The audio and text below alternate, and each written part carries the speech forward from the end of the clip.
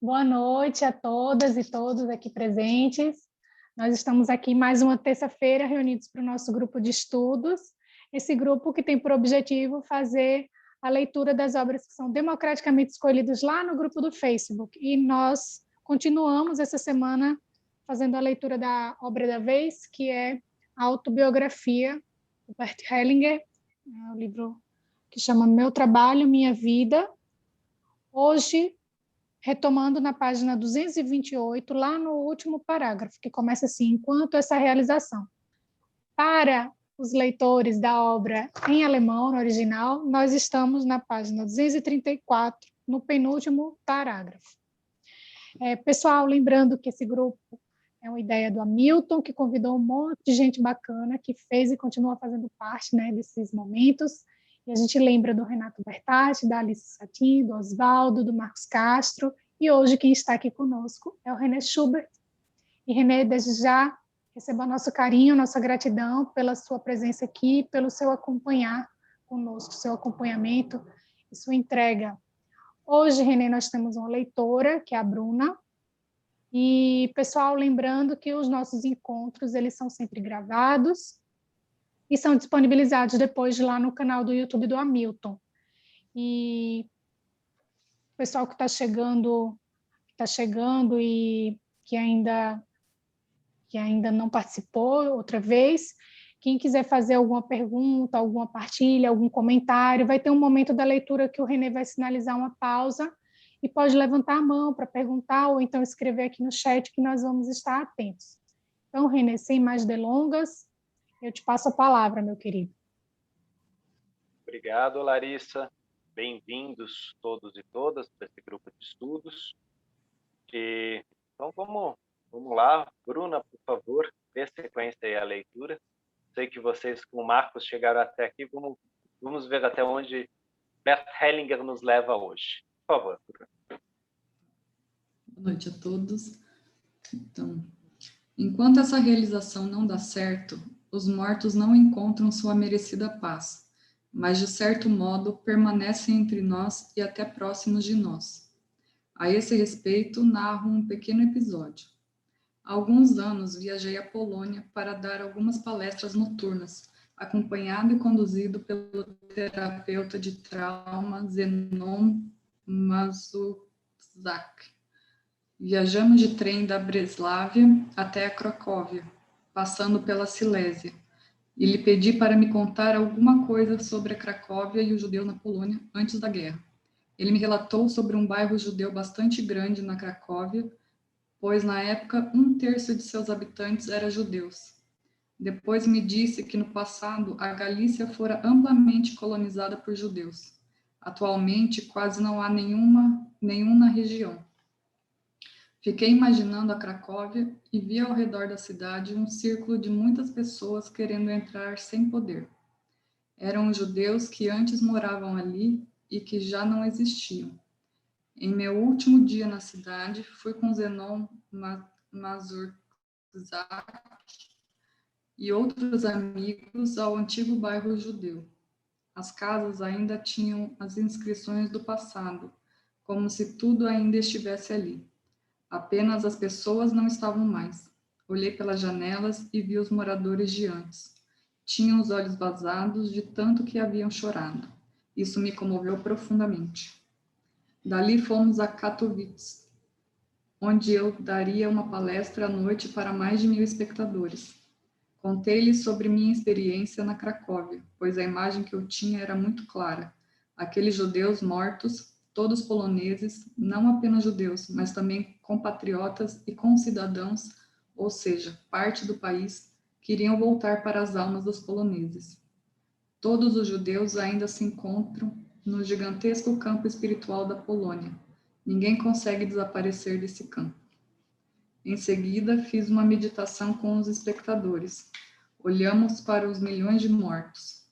Nós os acolhemos em nossa alma e lhes demos o direito de nela residir. Acolhemos igualmente em nossa alma os silesianos expulsos, pois pertenciam ao grupo. Assim, sem que algo tivesse de ser desfeito, eles também receberam um lugar na alma e nela puderam se tornar presentes de novo. Todos os mortos e banidos puderam voltar para casa e nela permanecer como filhos e filhas perdidos. Os espectadores poloneses aceitaram tudo isso abertamente e com naturalidade em sua alma. Quando voltei para casa, relatei minha experiência ao professor Raim Dasberg. Ele me escreveu dizendo que certa vez tivera a mesma sensação na Cracóvia. Também vira muitos mortos judeus nas ruas, como se estivessem se preparando para o sabá, mas nenhum deles estava lá. Então perguntei a mim mesmo, como é na Alemanha? Será que os judeus retornaram ao país? Teriam uma pátria nas almas? Respondo a isso com uma meditação. Vocês e eu. Fechamos os olhos. Vamos aos locais de onde viemos e nos quais viemos e entramos em ressonância com aqueles que já não estão lá, mesmo na alma já não poderiam estar ali. Olhamos para eles. A maioria foi assassinada. Muitos fugiram e foram expulsos. Dizemos a eles, estou vendo você. Dou-lhe um espaço em minha alma. E choro. Você e eu. Vocês e eu. Então os deixamos partir para um lugar onde uma instância superior os acolhe. Olhamos para essa instância superior, vemos como ela os acolhe e ficamos em silêncio. Durante um curso de constelação familiar nos Estados Unidos, um participante me deu de presente o seguinte poema, que escrevera em 1989. Seu avô tinha sobrevivido ao campo de concentração de Dachau. A ressurreição dos judeus na Alemanha. Retornamos, não por vingança, não por vocês, tampouco para provar algo a Deus, mas porque a vida assim o quis. Relutamos em fazer isso, mas sabemos que nossa resistência tem de ceder. Nossos filhos já querem saber por que fugimos de nossa pátria e agora tentamos cobrar justiça dos árabes, que nem estavam lá. Querem saber onde perdemos esse Deus do qual falamos. Queremos ter filhos honestos e temos de admitir que temos um buraco no coração. No passado tivemos de fugir ou morrer, mas e agora? Desculpem-nos, queremos orar aqui, em solo alemão, onde as almas de nossos entes queridos ainda não encontram paz na terra. Sabemos que o sono de vocês é tão perturbado quanto o nosso, que vocês fogem de sua pátria, rumo a balneários do mundo inteiro, que não sabem se estrangeiros são bem-vindos em seu país, talvez porque suspeitem de que vocês próprios também não o sejam, que também não conseguem responder às perguntas de seus filhos. Digam uma coisa, foi por inveja que nossos entes queridos foram assassinados? Teriam o Reich milenar e seu povo sido referências invejosas para nós, uma vez que a Alemanha teve de lutar por poucas décadas para permanecer coesa, enquanto nós o fizemos por milênios usando apenas livros?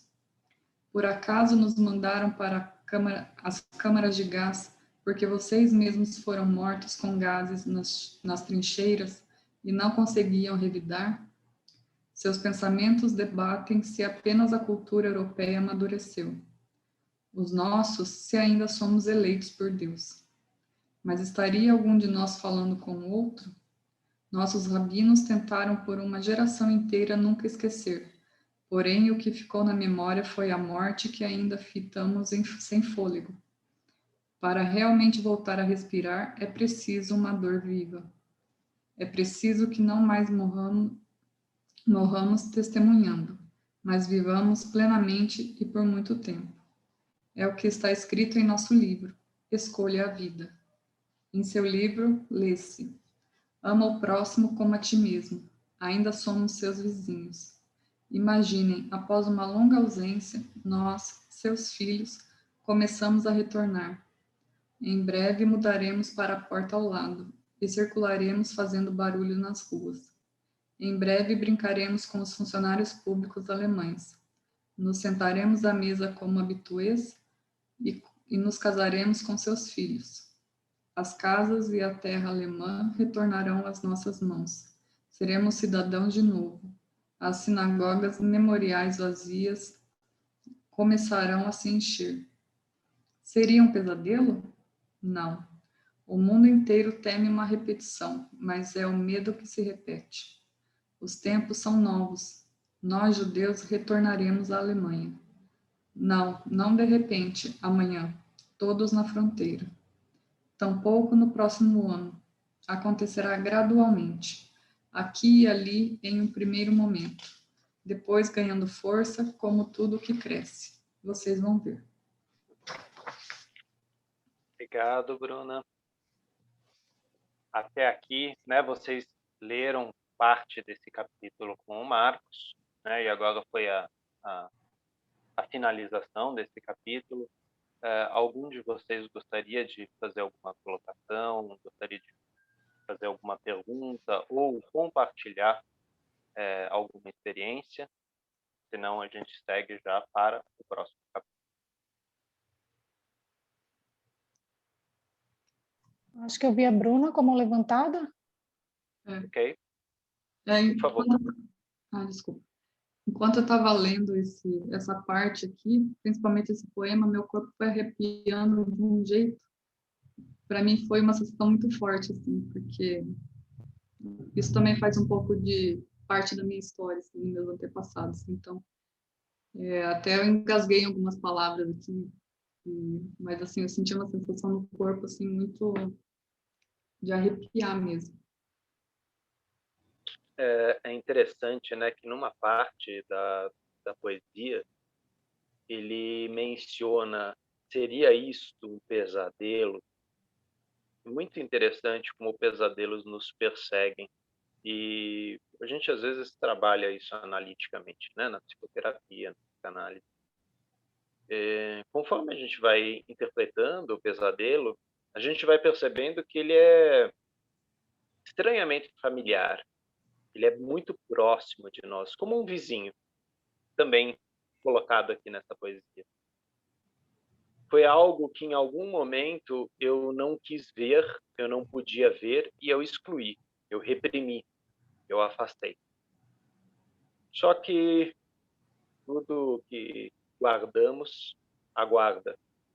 E tudo que aprisionamos, num determinado momento, surge à nossa frente.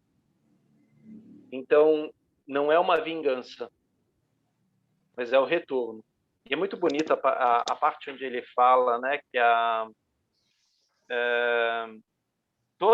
todo mundo teme a repetição, mas o que se repete é o medo.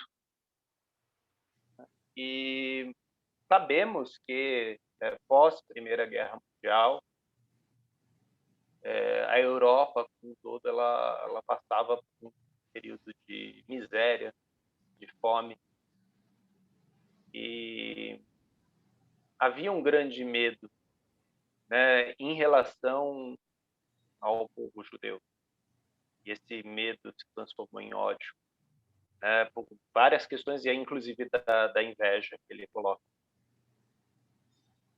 Esse foi um processo longo, e esse processo ele levou ao extermínio.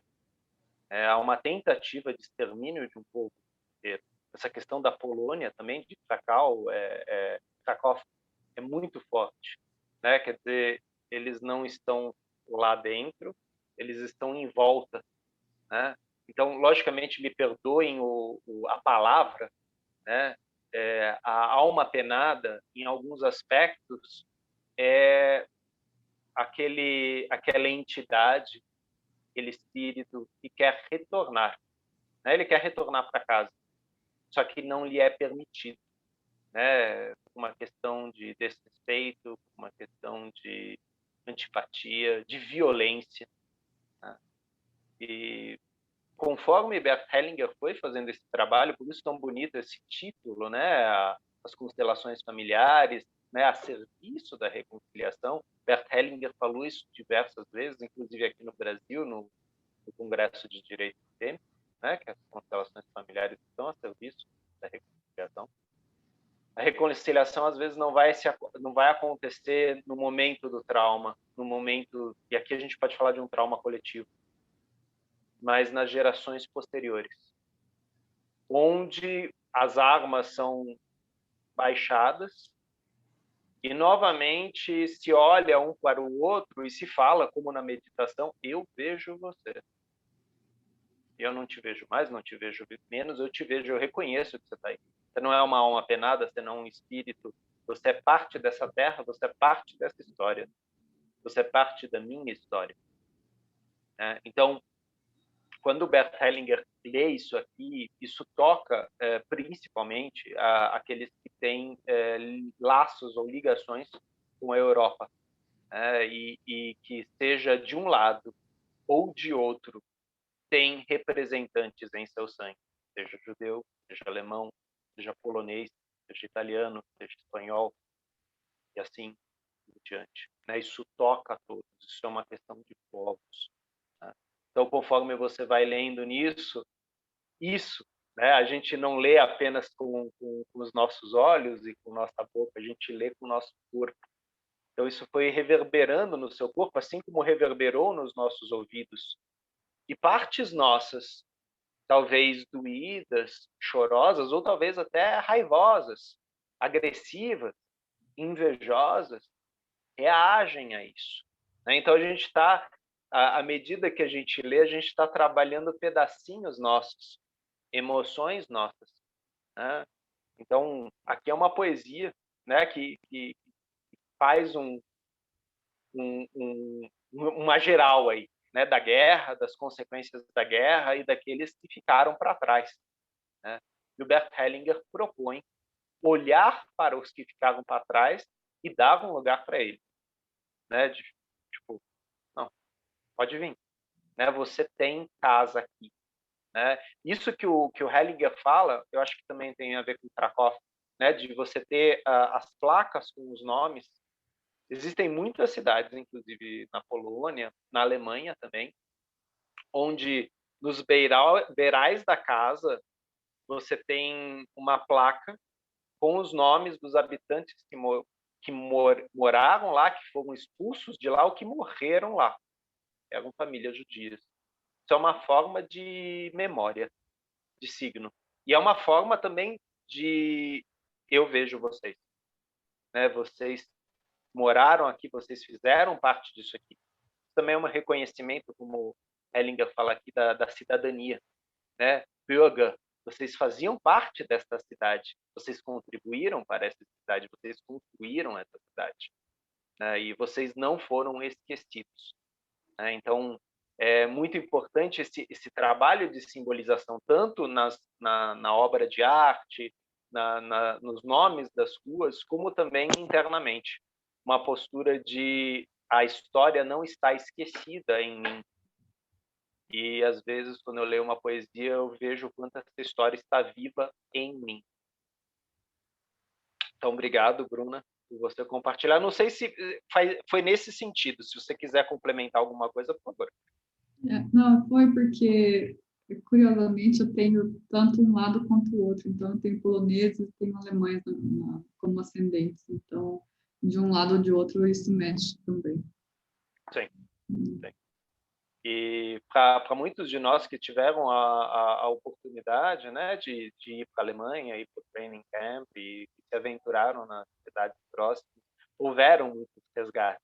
Não sei se você já foi para a Polônia, mas existem aquelas coisas de você, às vezes, estar caminhando.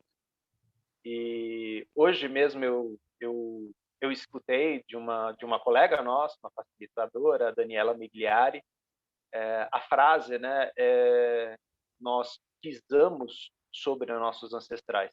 Não no sentido pejorativo, no sentido de que a terra onde eu piso foi a terra onde meus ancestrais pisaram e onde meus ancestrais talvez se deitaram e descansaram. Então, eu pisar, às vezes, nas terras ancestrais é eu ativar memórias ancestrais. Então, essa ida até essas cidades, onde, às vezes, nossos sobrenomes fazem referência, de sim, um lado polonês, um lado alemão, um lado austríaco, suíço, tudo isso começa a reverberar. O mesmo efeito tem a leitura. A leitura nos transporta para territórios, para lugares, para lembranças. E às vezes eu leio uma lembrança que não é minha, que é de um poeta, e me vêm as lágrimas. E eu falo, por que eu choro se essa lembrança não é minha? Mas ela toca algo em mim que reverbera com aquela lembrança, né? Então, muitos nos habitam, né? Assim como eu piso com respeito sobre meus ancestrais, eles pulsam com respeito no meu corpo, né? E na hora que eu, presente, né, em 2021, consigo olhar lá para o passado e falar, eu vejo vocês têm um lugar aqui, né? Mesmo que seja em São Paulo, mesmo que seja no Brasil, né? Eu estou falando, às vezes, daquele lugar lá atrás, do meu ancestral lá atrás, que fala, eu vejo você. O que aconteceu, aconteceu, mas agora eu vejo você. Então, é um pouco isso, né? A constelação familiar, ela não apaga coisas, não arruma coisas. Ela coloca as coisas no devido lugar, né? Você tinha lugar aqui, né? Então, se essa casa, de repente, era de uma família tradicional, judia, e hoje vive uma família tradicional de albaneses, de sérvios, de alemães, é aquela coisa de reconhecer, não, aqui houve uma família. Não, a família tradicional que viveu aqui, eu reconheço isso, né? E isso muda o clima daquela casa, né? Diferente de repente, eu fazer isso, isso acontece, às vezes, na Alemanha, eu tentar pichar, né?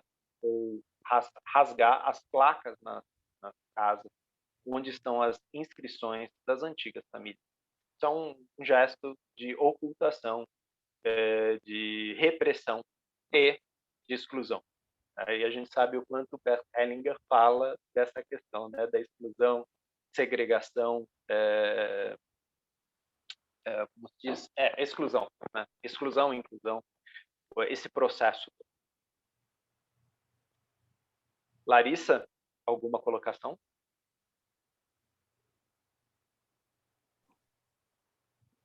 Não, Renê, no chat não, e também não estou vendo ninguém com a mão levantada. Okay. Tem um texto muito bonito do Bert Hellinger sobre judeus e cristãos, longo, onde ele fala também dessa questão, né, da reconciliação. Depois vou ver se eu compartilho lá no nosso grupo de estudos. Ele chega a mencionar isso aqui. Oi? No grupo de estudos lá no Facebook? Isso, no Facebook, né? Grupo de Estudos Direito Sistêmico. Né? Quem ainda não estiver lá, é só procurar, né, no Facebook, Grupo de Estudos Direito Sistêmico, do Hamilton Rosa, né? Ele que é o administrador do grupo. Né? E lá, às vezes, a gente coloca alguns textos, algumas referências, né, que surgem aqui. Então, acredito que a gente possa dar sequência na leitura, Bruna, no próximo capítulo, por favor. As hostilidades. Em 1997, aconteceu o que é o pesadelo de todo terapeuta. Após um seminário em Leipzig, uma mulher que tinha constelado a própria família se suicidou. Qual era o contexto? A mulher tinha vindo com o marido, do qual se separara. Com o auxílio da constelação familiar, o casal queria decidir com quem os filhos deveriam viver. Na constelação ficou claro que o lugar mais seguro para eles seria com o pai. Após a constelação, a mulher deixou a sala sem dizer nada e mais tarde suicidou-se. Fiquei muito abalado. No entanto, não existe terapeuta que, com o passar do tempo, em algum momento não seja confrontado com o suicídio de clientes. Em geral, isso não é levado ao público.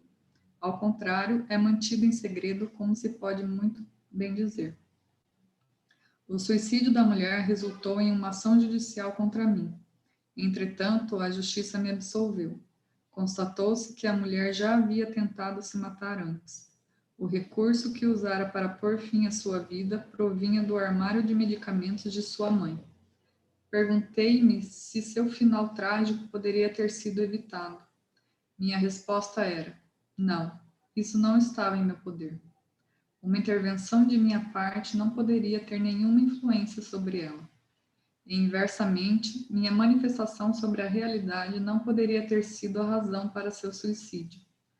Com efeito, uma pessoa psiquicamente estável não teria decidido, de repente, tirar a própria vida após as declarações de um estranho. Contudo, a morte da mulher ainda era um acontecimento trágico que me abalava profundamente. No período seguinte, foram publicados diversos artigos de jornais e revistas nos quais meu trabalho era atacado. Abstenho-me aqui de entrar nos detalhes das publicações e de nomear seus autores. O que chamou a atenção foi o fato de que, em muitos casos, minhas declarações foram tiradas de seu contexto e minha pessoa foi apresentada como uma maldade exaltada. As principais críticas referiam-se a meu trabalho com grandes grupos e minha clara designação daquilo que se revelava como realidade em uma constelação familiar, bem como as consequências resultantes. Contudo, ignoravam o fato de que todos que frequentavam minhas oficinas sabiam o que os esperava. Todos tinham consciência de que as constelações familiares não ocorreriam em um espaço fechado para pessoas de fora, como nas terapias de conversa. Quem me procurava o fazia espontaneamente e declarava estar de acordo com as condições.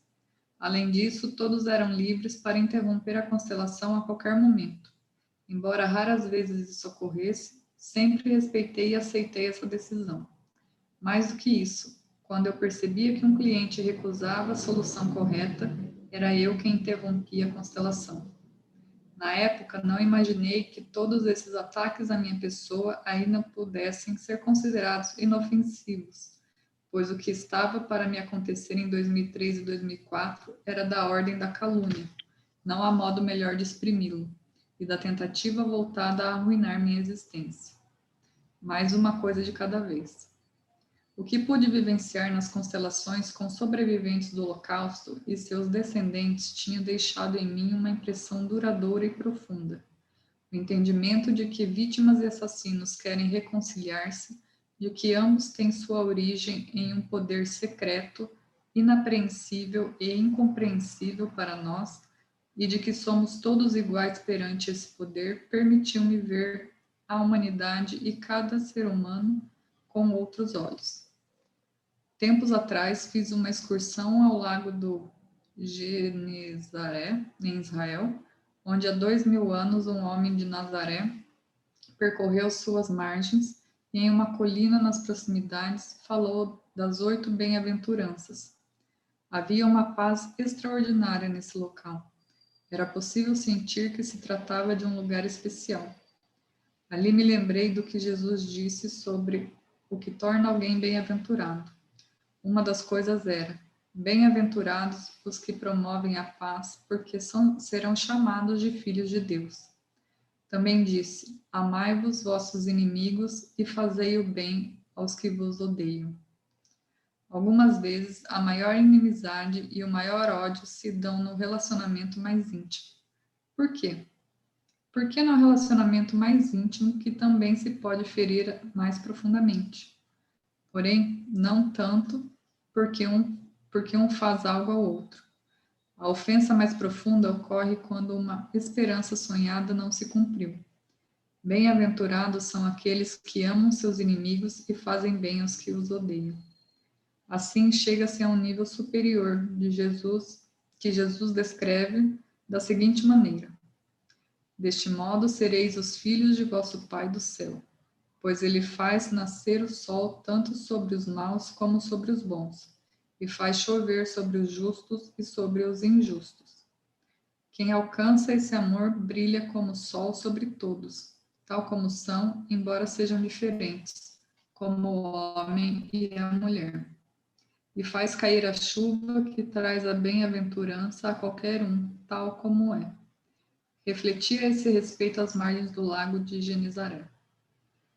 Em seguida, tentei compreender o que se passa na alma, qual é o processo que acaba possibilitando esse amor. E me ocorreu uma frase. O amor significa: reconheço que todos, tal como são, assemelham-se a mim diante de algo maior. Reconheço que todos, por mais diferentes que possam ser, assemelham-se a mim diante de algo maior. Isso é amor.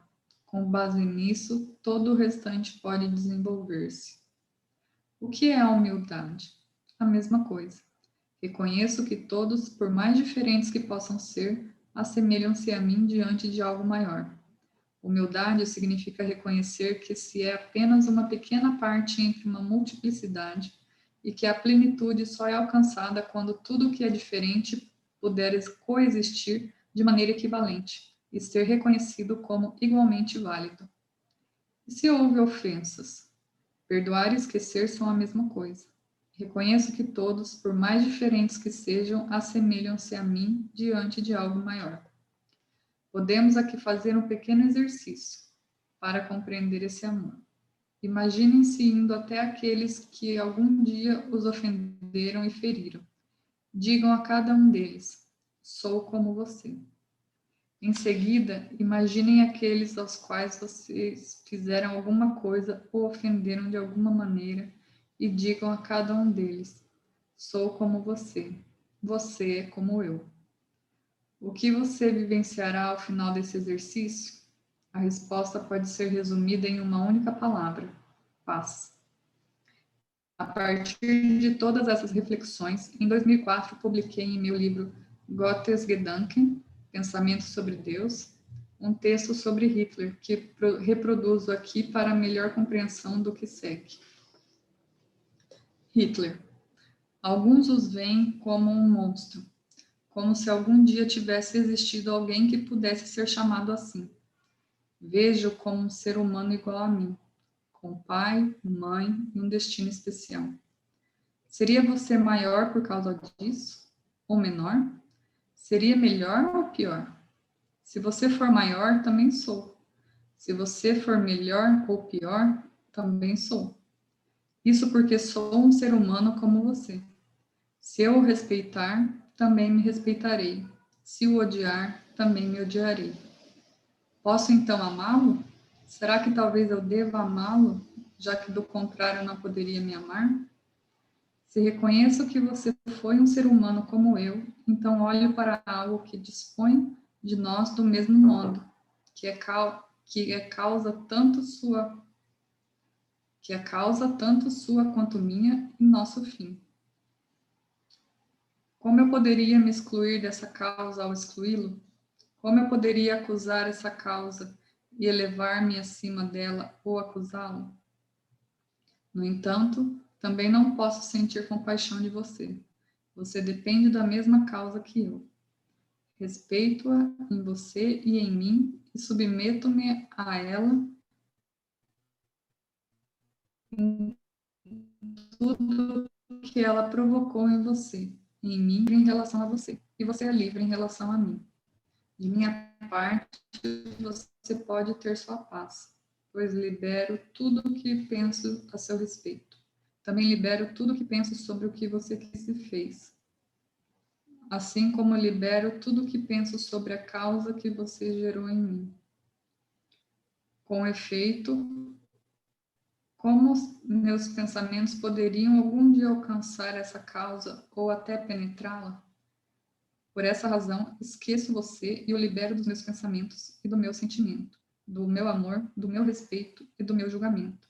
Assim como também quero ser totalmente entregue pelos pensamentos de outras pessoas, por seu sentimento, seu amor, seu respeito, independentemente do que a última causa determinar para mim. Na época, ações seriam mal interpretadas e compreendidas como uma declaração em favor da pessoa de Hitler. Porém, para mim, o teor desse texto era muito claro. Eu não podia imaginar que seria interpretado de outro modo. Com efeito, do meu ponto de vista, eu tinha exposto de maneira bastante explícita que, ao considerar Hitler, incluía a causa oculta que determina todos os seres humanos e que, por isso, obviamente, não o absolvia de nenhuma culpa.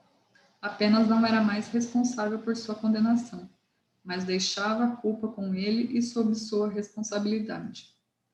Ao mesmo tempo, escrevi o texto também para exortar as pessoas e a se conscientizarem de seus próprios abismos, Do contrário, que sentido teriam os memoriais e monumentos que recordam o Holocausto, se também não advertissem que um crime tão abominável contra o povo judeu nunca deve se repetir? E se advertem contra uma repetição do Holocausto, então isso significa que ainda há o temor de que os seres humanos possam cometer novamente tais atrocidades. Mas quem seriam esses seres humanos? Não mais o Hitler, morto, nem a maioria de seus defensores, que também já morreu. O Holocausto somos nós, os vivos. A advertência se faz a nós e aos lados sombrios de nossa alma, que devemos manter sob controle e dos quais temos de nos conscientizar. Com esse texto, também quis recordar que há uma causa oculta e incompreensível para nós, capaz de desencadear multidões em uma simultaneidade enigmática. A esse respeito, Carl Gustav Jung falava de arquétipos. Nesse sentido, é possível ler em sua obra Die Archetypen und das Kollektiv Unbewusste, os arquétipos e o inconsciente coletivo. A pessoa sob o domínio de um arquétipo pode ser acometida de qualquer mal. Se 30 anos atrás alguém tivesse ousado predizer que o desenvolvimento psicológico tendia para uma nova perseguição dos judeus, como na Idade Média, que a Europa estremeceria de novo diante do fácio romano e do avanço das legiões, que o povo conheceria de novo a saudação romana como há 2000 anos atrás, e que em lugar da cruz cristã, uma suástica arcaica atrairia milhões de guerreiros prontos para morrer. Tal pessoa seria acusada de ser um místico louco. Consideremos agora o nosso mundo. Após o fim do Terceiro Reich, teria havido algum momento, ainda que breve, em que povos ou tribos não estivessem envolvidos em um genocídio ou uma guerra absurda em algum lugar do mundo? Teria algum dia havido algum momento na história da humanidade em que centenas de inocentes, incluindo mulheres, crianças e até bebês, não tenham sido dizimados como um estado de... Acho que não. Vale recordar a insanidade do Khmer Vermelho. O filme de terror vitimou cerca de 2 milhões de cambojanos. Com esse texto, também quis lembrar essas dinâmicas assustadoras que arrastam consigo milhares de pessoas e das quais temos que nos precaver. Quase simultaneamente à publicação do livro, mudei-me com Sophie para uma residência temporária. Havíamos comprado uma casa em Bischofswiesen, no distrito de Berchtesgaden, cuja reforma não estaria concluída até a planejada data da mudança. Em vão tentamos por meio ano alugar um apartamento. Por fim, o técnico encarregado da obra em nossa casa encontrou uma solução. Anos antes, ele havia comprado um prédio no qual, durante o Terceiro Reich, havia sido instalada a pequena chancelaria do Reich. Ela era utilizada quando Hitler se hospedava em sua residência de férias em Obersalzberg, uma casa que pertencia à sua companheira Eva Braun. No Berghof também havia um escritório principal, no qual Hitler trabalhava com seus correligionários. Porém, no vale, no bairro de Stangast, em Bischofswiesen, havia ainda uma pequena filial da chancelaria do Reich. Nela, alguns funcionários mantinham contato entre Berlim e o chamado serviço de Berchtesgaden. É bem pouco provável que algum dia Hitler tenha visitado esse escritório no Vale. Depois da guerra, o prédio passou para as mãos do exército americano e, após sua retirada no final dos anos 1990, para as do Estado, que o vendeu para o nosso técnico. Ele o reformou para o aluguel e a venda dos apartamentos. No passado, o terreno pertencera a seu pai e ele queria recuperá-lo para a família. Naquele momento, já moravam ali 14 inquilinos e ninguém se incomodava com isso. até porque não havia nenhum motivo para tanto. No prédio havia um apartamento vago de 190 metros quadrados, que naquela região dificilmente seria alugado em razão de seu tamanho. Nosso técnico o ofereceu a nós como moradia temporária, até podermos mudar para nossa casa. Nossa mudança para a pequena chancelaria do Reich foi completamente inesperada para mim e transformada em um escândalo infundado. O programa televisivo Report München me filmou saindo da casa e construiu uma ligação minha com Hitler.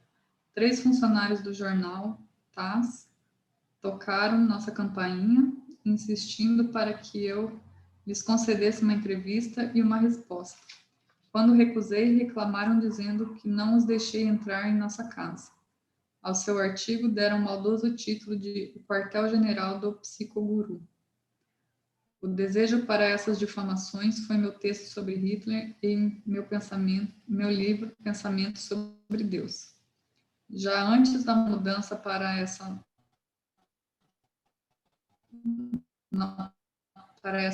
morada transitória, o jornalista Colin Goldner lançou uma campanha contra mim que me aproximava em Gottes Königs, que é a queda de um rei-deus. Goldner já havia realizado um extenso trabalho sobre o líder espiritual dos tibetanos. Depois que a revista austríaca Ursache e Wirkung fizeram uma dura crítica ao livro, Goldner abriu 3 processos contra a revista. Em 2002, todos foram recusados em última instância. Depois do Dalai Lama, fui sua próxima vítima.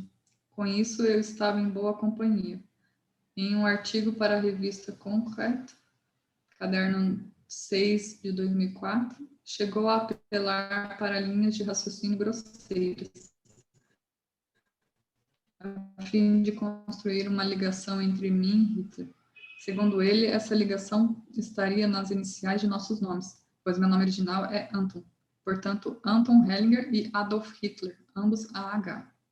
Em outros ataques à minha pessoa, feitos pela mídia impressa, frases isoladas de meu texto sobre Hitler também foram retiradas do contexto e citadas para me difamar como próximo do nacionalsocialismo e da pessoa de Hitler. No entanto, qual a razão para esses ataques difamatórios e cheios de ódio contra mim, movidos por um desejo de destruição cujo efeito alcança os jornais atuais? A primeira alegação é o fato de eu reconhecer também os assassinos como seres humanos iguais a mim. No entanto, ainda havia uma pergunta a ser feita.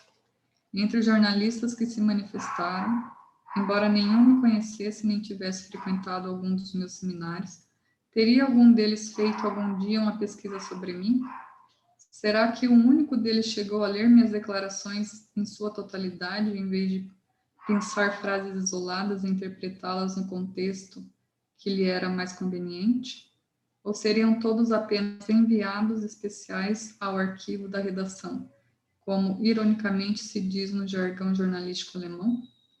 Com efeito, se algum deles tivesse se dado ao trabalho de fazer uma pesquisa, teria descoberto que me opus ao nacionalsocialismo e que, se a guerra tivesse tido outro desfecho, provavelmente eu teria acabado em um campo de concentração ou até sido condenado à morte. Obrigado, Como se não Bruna. bastasse, em 2 de maio de 2004, Erich von Schlieffen, terapeuta de família, dirigiu-se a mim em uma carta aberta. E aí a gente pode parar um pouquinho, Bruna. Obrigado.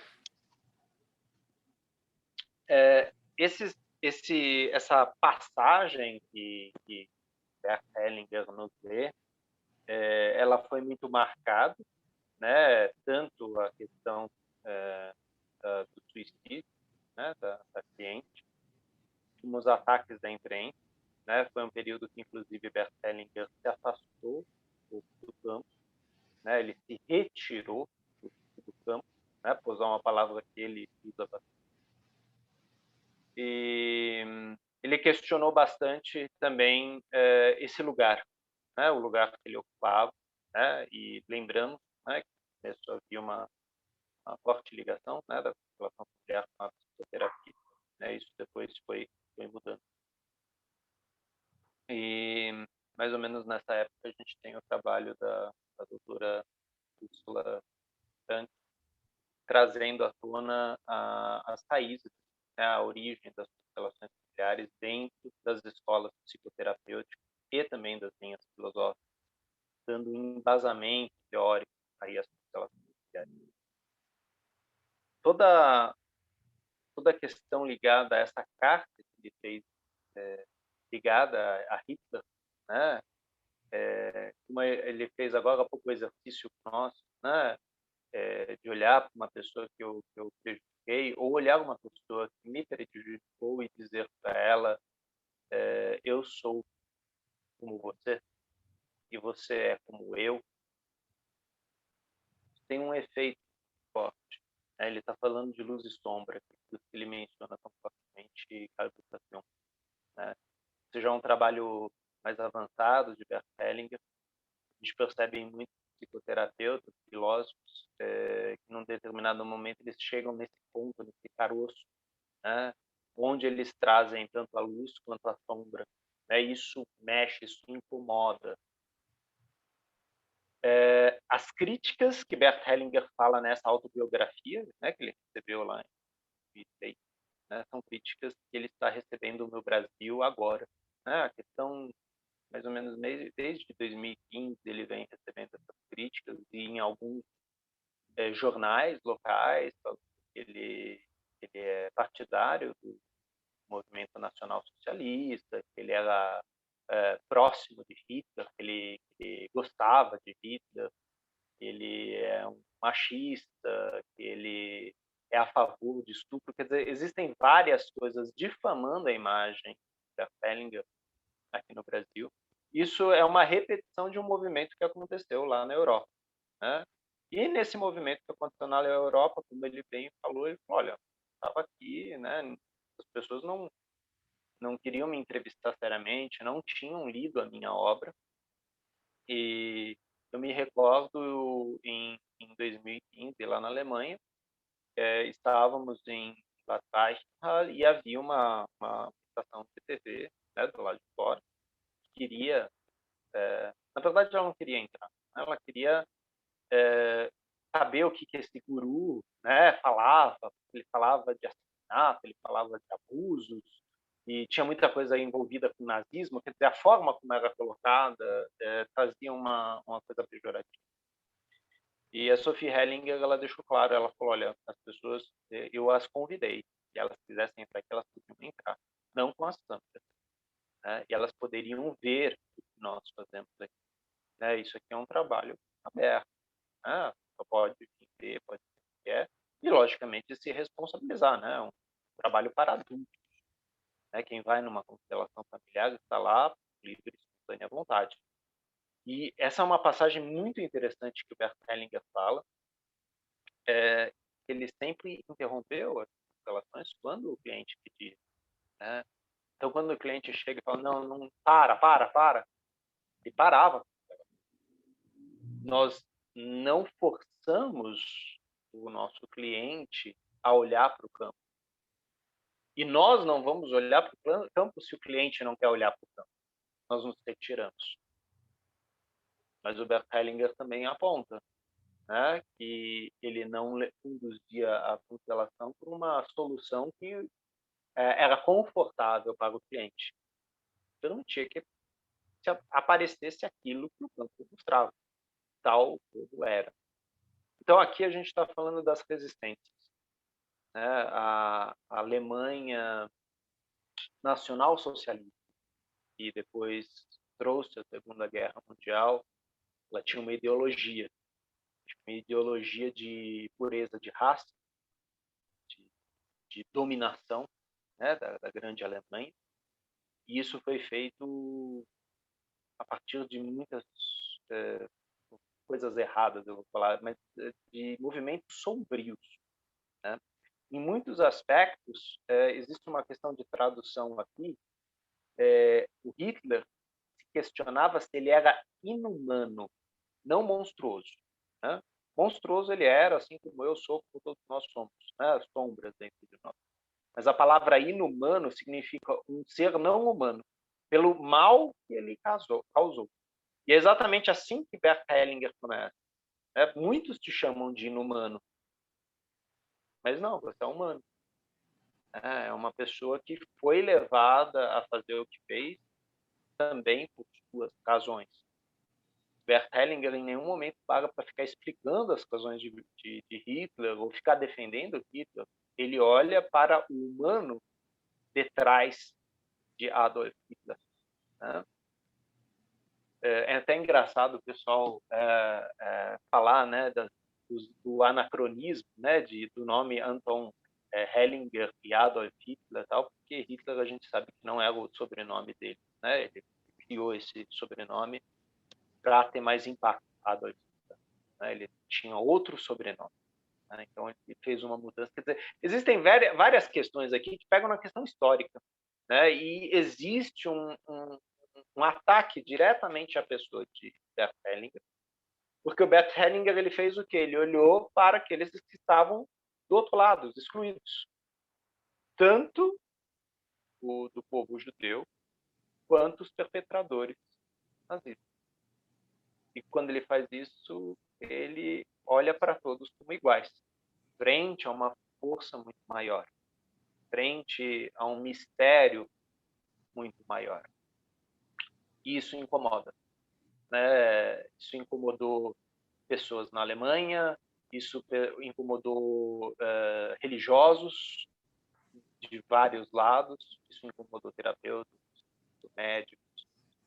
E é aquela coisa, aquela pessoa que insiste que ela é boa, ela faz muitas maldades para sê-lo bom. E às vezes, quando eu reconheço, né, que a minha maldade e minha bondade têm dosagens um do outro, eu vou me tornando consciente do bem, do mal que eu posso fazer. Né? Meu trabalho terapêutico comigo mesmo é entrar em contato com, sim, as minhas falhas. E não que eu vá deixar de falhar por causa disso. Mas à medida que eu tenho consciência dessas falhas, eu consigo me reconciliar com o outro, eu consigo conversar com o outro, me comunicar com o outro, em vez de expulsá-lo, excluí-lo ou exterminá-lo.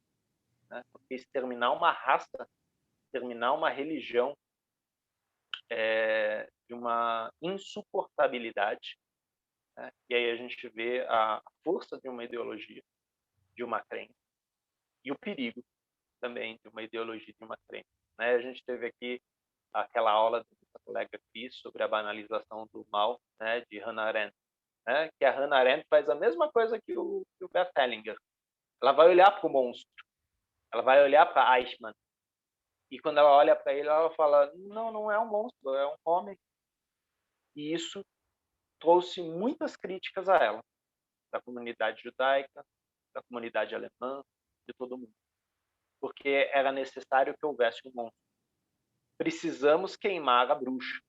Né? Então, esse movimento, a gente tem vários movimentos na história, né, de que algo é transformado numa coisa, e essa coisa precisa ser eliminada, ou melhor, ela precisa purgar, né, o mal. E aí eu jogo todo o meu mal naquilo. E eu me sinto aliviado quando aquilo é feito. Né? Isso remete a um conto que Sigmund Freud conta no livro Totem e Tabu, onde ele fala que ele faz uma referência ao deus Cronos na mitologia grega, né? Na verdade o titã Cronos, que para permanecer poderoso ele tinha filhos com Gaia, e sempre que nascia um menino ele devorava. Cronos também é o titã do tempo, né? Então a metáfora daquele que vai devorando a vida.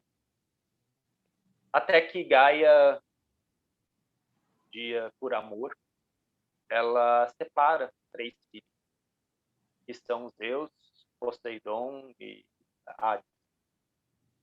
E desses 3, um deles né, que vai ser Deus, ele castra Cronos e acaba com a soberania do grande pai.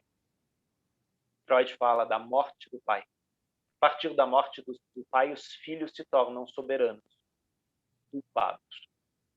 Então, Freud deixa isso, né? A partir daquele momento, eu também me torno mal. E, às vezes, eu encubro a história para que fique apenas a parte bela e bonita. No Bert Hellinger, em Paz e Conflito, traz os vários lados, daqui e de lá, sem adicionais ou sem retiradas, tal como é. E depois retoma isso em Pensamentos a Deus, Deus e suas igrejas, e outros textos, onde ele traz essa provocação, vem muitas críticas. Né? Porque há pessoas que querem manter um status quo. Né? São processos terapêuticos, são processos de amadurecimento interno. Né? Mas nessa leitura que a Bruna fez agora, essas críticas que Bert Hellinger descreve, elas estão muito presentes em território nacional. Né? Então é legal, é ótimo nós lermos essa obra e vermos exatamente Bert Hellinger colocando a história ponto a ponto. Né? Isso são fatos. Esses fatos foram sim noticiários, estão em jornal. Né? Se vocês fizeram um Google, vocês vão encontrar essas revistas, esses jornais que tentam maldizer Bert Hellinger. E aquela coisa, Bert Hellinger continuou fazendo o seu trabalho. Né? Assim como ele tem muitos admiradores, muitas pessoas que se beneficiaram do seu trabalho, ele tem críticos. E a mesma coisa vai acontecer também com vocês. Né? Vocês vão mexer com estruturas frágeis, né? Delicadas, né? E algumas estruturas estão adoecidas. Nós lidamos com vítimas, perpetradores. E às vezes temos que tomar cuidado com as vítimas. Né? Bert Hellinger repetiu isso algumas vezes. As vítimas não querem solução, elas querem, não é testemunhas, Aliança. uma aliança, né? Pessoas que pensam igual a ela. Isso é perigoso. Como que eu vou falar de alteridade, né? Se de repente eu olho para a Júlia e falo aqui para você, não, a Júlia ela tá alinhada comigo, né? Ó, igualzinho, né? Aí eu falo uma tremenda besteira política aqui. A Júlia faz assim, meu Deus, tá? Eu falo, não é, Júlia, é isso. Não, eu penso um pouco diferente. Não, você não pensa diferente, não. Isso não existe. Né? E aí eu tento colocar a verdade. Isso aqui é a verdade, a minha verdade. E isso vai alterando as coisas. A gente não pode esquecer que Adolf Hitler subiu no poder, né? Primeiro como chanceler, depois como ditador. E antes dele se tornar chanceler, ele já tinha escrito o Mein Kampf, A Minha Luta. E lá dentro estava escrito tudo o que ele ia fazer. Ou seja, existiam, todas as ideias dele estavam lá, toda a ideologia dele estava lá. E mesmo assim, ele foi crescendo. Ou seja, e isso é difícil. Adolf Hitler era um homem apoiado pelos alemães, apoiado por Deus. Isso é difícil, né? Naquela época. Assim como hoje, de repente, a gente olha e fala, meu Deus, não acredito que eu apoiei esta ideia. Ok. A gente sempre pode reparar, mas a reparação começa com o reconhecimento do que a gente fez, das consequências daquilo que a gente fez. E que o Bert Hellinger percebeu em muitas constelações é que os perpetradores não reconheciam suas vítimas, não reconheciam o que tinham feito e as mantinham excluídas. E a reconciliação acontece quando vítimas e perpetradores se olham, se reconhecem. Eu sou como você. Você é como eu. Eu imagino o quanto isso seja forte, né? Ouvir. Né? Mas, logicamente, isso são provocações. Né? Como foi para vocês esta leitura da Bruna? A Bruna falou que a outra parte do texto tinha né, causado algumas coisas no corpo dela. Imagino que essa parte também causou. Como foi para vocês essa leitura? O que vocês gostariam de acrescentar, perguntar ou trazer as suas opiniões? Por favor, fiquem à vontade. João está com a mão levantada. Por favor, João. Pegando aí pelo final do que você falou, René, o Hitler, ele falou antes como ele pensava, ele disse, ele expressou claramente. Aqui nós temos também, nós somos governados agora por alguém que também disse claramente, ele não enganou ninguém. Ele falou o que ele pensava, ele disse, sempre, nunca negou que gostava de armas, que era normal que morresse uns 30 mil no mínimo, e que indígena tem que abrir os territórios para as mineradoras, e a floresta, para quê? Floresta, e por aí afora, né? E a gente está colhendo os frutos agora.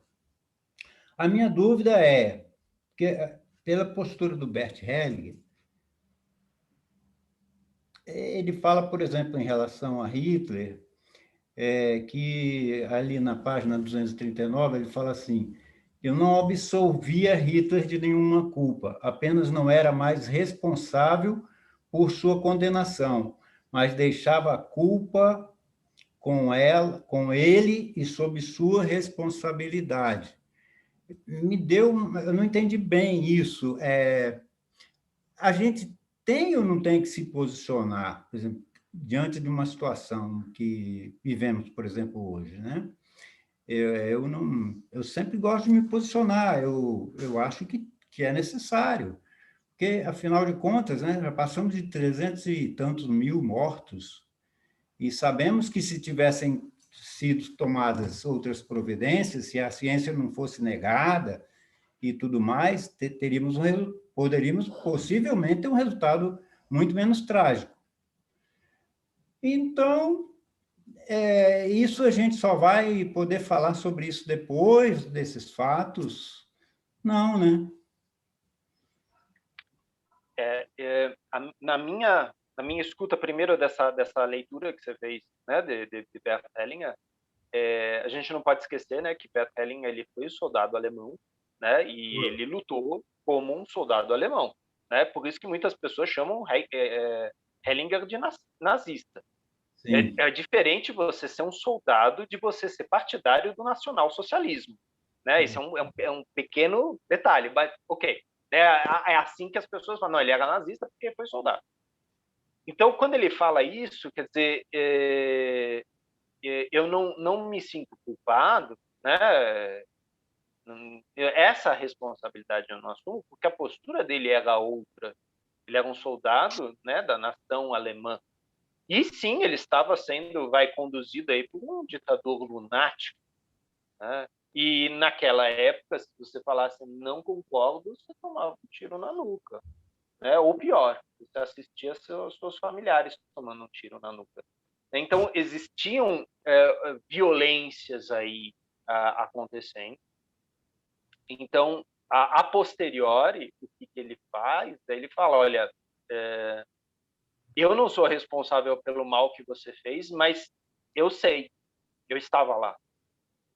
Então, como alemão, eu sinto a dor, inclusive dos judeus.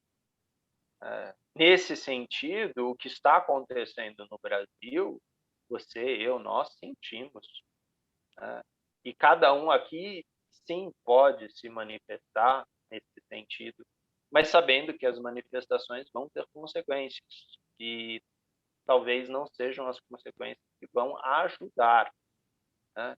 Mas eu estou até me preparando, João, a tua pergunta para mim é importante, eu estou me preparando para falar exatamente sobre a questão do Brasil, né? Sobre o descobrimento do Brasil. E meu professor Peter Spelter, ele sempre falava, esta é a nação que te acolheu. Se você vai contra ela, você diz não à acolhida que ela te deu. Sim, tem coisas erradas. E quando dizemos sim a tudo, do jeito que é. Inclusive, quando eu falo do jeito que é, já era antes do René, né? Já era antes do meu pai, era antes da minha mãe. Existe uma história aí, né? Agora, assentir não significa que eu vou fazer igual. Não significa que eu concorde com aquilo, né? Que é o que você está falando. Não concordo. Também não concordo, né? Mas é desta forma que está sendo feito neste país. Eu posso pensar dentro do meu lugar, aqui onde eu estou, qual mudança eu posso fazer? Qual mudança eu posso operar do meu lugar? Psicólogo, de jornalista, de advogado, de professora, de secretária, de dona de casa. O que eu posso fazer que mude a realidade? Ou que aproxime a realidade daquilo que eu gostaria de ver no mundo. Aquela frase de Gandhi, né? Seja você a mudança que você deseja ver no mundo. Isso, inclusive, no mundo, né? Quando o Gandhi fala isso, ele fala de um mundo apartheid, né? Onde negros e brancos não podiam andar no mesmo lado da rua. Ele quis ter a mudança e fez do jeito dele. Aqui a gente não está falando de um jeito certo. A gente está falando, sim, do incômodo, o incômodo que você tem, eu compartilho do seu incômodo. E, ao mesmo tempo, o perigo de repente, entrar em queixas ou reclamações inócuas. E talvez, nesse sentido, o que nós estamos fazendo aqui como um grupo de estudos, foi muito interessante. Eu li recentemente um texto de Maria Rita Kell, né, a psicanalista, ela falando dessa situação que a gente está vivendo no Brasil, tal, a parte do mundo, né? Existe uma pandemia no mundo, mas ela estava falando da questão política no Brasil. E aí ela lembra que nos campos de concentração na Alemanha nazista, nacional-socialista, os judeus criavam dentro dos campos de concentração grupos de leitura. Aí, de repente, vocês vão falar para mim, como assim grupo de leitura? Para a moral não cair. Eles continuavam estudando, eles continuavam falando de arte, eles continuavam falando de sua religião, de sua fé, de sua crença, né? Estando dentro de um campo de concentração. Estudar, tomar consciência, por mais dolorido que seja, é uma forma de operar mudança. É uma forma de, às vezes, levar uma visão diferenciada para o meu filho, para o meu neto, para o meu aluno, estudante, para o meu cliente, paciente. Postura. É uma outra coisa que Bert Hellinger fala bastante para a gente. Postura. Qual a postura que você tem? Você consegue olhar para as coisas e reconhecê-las tal que são? E quando eu falo isso para você, João, eu sei, é incômodo olhar para as coisas do jeito que elas estão e tô falando, eu aceito tal como é. Eu sei que eu não aceito, mas eu respiro fundo, eu tento fazer esse exercício, cara. É difícil, mas eu tenho. Tentar. Sim, e tentar, né? Sem medo, sem intenção, sem julgamento, sem amor. É um exercício. É um exercício diário, assim como uma oração. Uma reza, né? Orar e vigiar. Não adianta saber a reza de fora, né? Existe uma intenção nela. Valeu. Eu que agradeço a sua colocação, João. É incômodo. Essa leitura que a Bruna fez, vou pôr a culpa na Bruna. É uma leitura incômoda. Mexe mesmo.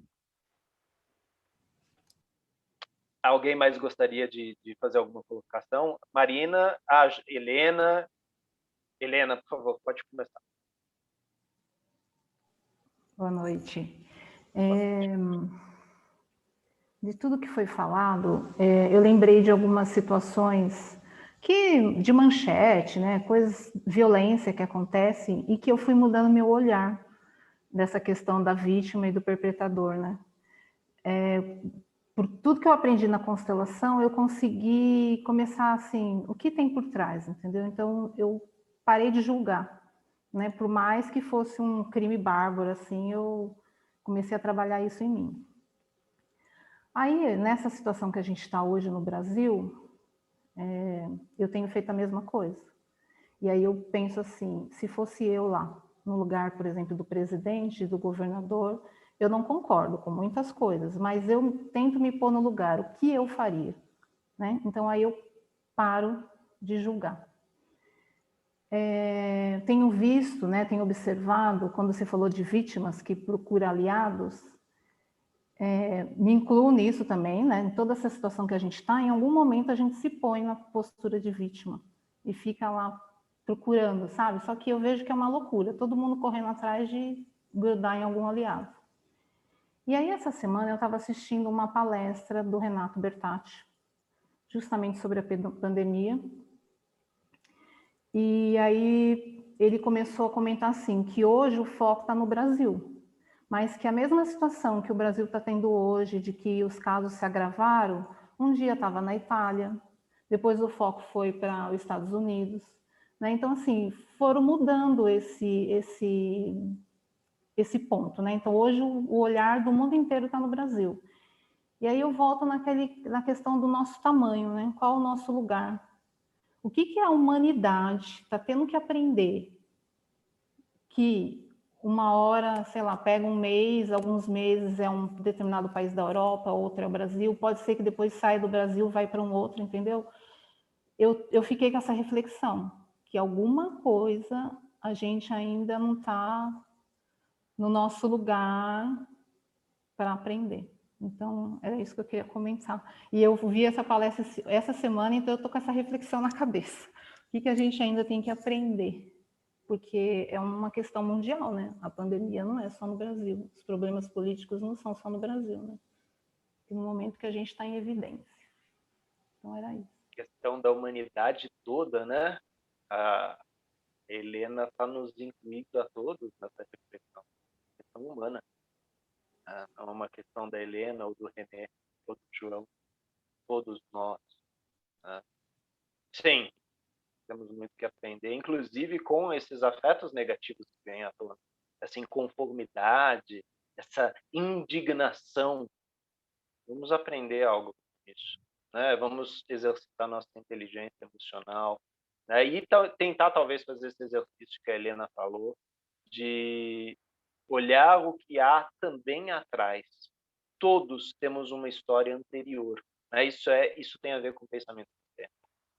Nada começou naquele momento. Né? A vida é um fluxo. Né? Vida e morte vão se trocando. Então, há muitas coisas anteriores. Né? Existem várias biografias de Adolf Hitler que contam quem foi esse personagem. E esse personagem, talvez, na Alemanha de 1918, não teria chance. Né? Agora, depois, 1933, existe um contexto, existe uma efervescência que tornou esse personagem forte. Né? Então, quando, por exemplo, falamos tal pessoa sofreu tanto na mão de fulano, a gente sabe que existe uma relação aí. Existe um perpetrador, existe uma vítima. E Freud dizia isso é uma relação íntima. É difícil isso, gente. Sadismo e masoquismo nos habitam também, assim como outras coisinhas. Obrigado, Helena, pela sua colocação. Marina, você gostaria de fazer uma pergunta? Eu só vi você fazer assim. Não... Ok. Edelweiss, você gostaria de fazer uma colocação? Vi você também mexer a mão. Não? Ok. Tá bom. Alguém gostaria de fazer mais alguma colocação? O Geraldo deixou uma reflexão aqui no chat. Ele falou assim, aula para assistir várias vezes e refletir muito. Bem. Culpa da Bruna. Né? Aqui eu agradeço a Bruna pela leitura, né, que ela fez, tanto da poesia esse texto, né? E realmente eu sugiro isso que o Geraldo nos disse, de voltarmos a essa carta, né, que ele fez a Hitler, e entrar em contato com o santo em nós e com o demoníaco em nós. E talvez com o humano, demasiadamente humano que nos habita. Larissa, passo a palavra para você. René, a Bruna pediu se você pode colocar o nome da autora do artigo que você mencionou, por favor. Acredito que foi um artigo que você comentou que leu recentemente. É esse, sim, Bruna? sim. Isso. Assim, pega aí. Peraí. Eu vou compartilhar. Aí vocês vão ter ele aqui no chat. Se eu não me engano, eu cheguei a colocar ele lá no nosso grupo de estudos. E se você puder repetir o nome, que aí fica também registrado aqui na gravação do encontro, por favor. Você falou que é Maria Rita Kell, né? Não, esse é da psicanalista. Né? Isso é... Esse do Bert Hellinger chama Cristãos, Judeus, Alemães, Curando a Alma. Esse texto, ele foi... Mas aí, né, a Bruna falou da autora, eu acho que é esse que o João mencionou mesmo. Tá. Isso daí é da Maria Rita Kell, ela é uma psicanalista, é um vídeo, só um instantinho que eu vou ver também aqui na minha referência de psicanálise, isso saiu num periódico. Ela está falando da situação como um todo e ela menciona essa passagem aí dos campos de concentração, né, que acabavam recorrendo a rodas de literatura, grupos de estudo. Saiu no periódico tutameia.jor.br. Entrevista com Maria Rita Kell, o texto chama É Preciso Criar Focos de Civilização em Meio à Barbárie. Se colocar no Google, vai aparecer de imediato. Já vou colocar aqui o link, é outro site, mas é o mesmo pois é, título. Eu tô aqui, já coloquei aqui. Depois no Brasil de Fato, eu estou colocando onde ele saiu original no Tutameia. São os dois artigos, né? Porque no Brasil de Fato, às vezes, para algumas pessoas não vai sair porque é exclusivo para assinante, né? Mas saiu em outras redes. É muito interessante, né? Tanto a Maria Rita Kell quanto o Christian Dunker na psicanálise estão fazendo muitas ponderações, né, em cima disso que o João colocou, né? Quer dizer, qual que é o nosso posicionamento, como que vamos refletir isso, debater isso, ou melhor, qual que é a nossa postura em relação a isso. Ok, Larissa, agora eu passo a palavra para você. Obrigado pelo compartilhamento. Missão cumprida. Então, pessoal, só para registrar aqui, nós paramos na página 243, lá no começo, antes da carta aberta. Só para a gente registrar aqui para o próximo encontro. Confere? Ok. Então, é isso. Obrigada, Bruna, pela sua leitura, Renê, pelo seu compartilhamento aqui conosco, seu acompanhar, todo mundo que está aqui presente e que também vai ver depois esse encontro pelo YouTube. Até a próxima terça, pessoal. Cuidem-se bem. Um beijo grande. Obrigada. Tchau, tchau.